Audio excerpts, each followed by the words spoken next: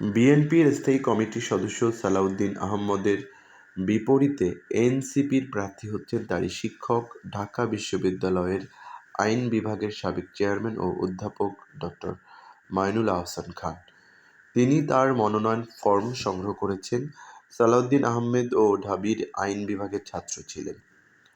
মাইনুল আহসান খান তেহরানের ইমাম সাদিক বিশ্ববিদ্যালয়ে অনুষ্ঠিত আন্তর্জাতিক প্রতীকী আদালতের বিচারকদের একজন ছিলেন, যেখানে মিয়ানমারের রাষ্ট্রপ্রধান অং সান সু চিকে তার দেশের সংখ্যালঘু রোহিঙ্গা মুসলমানদের বিরুদ্ধে জাতিগত নিধনের সমর্থনের অভিযোগে 15 বছরের কারাদণ্ড দেওয়া হয়।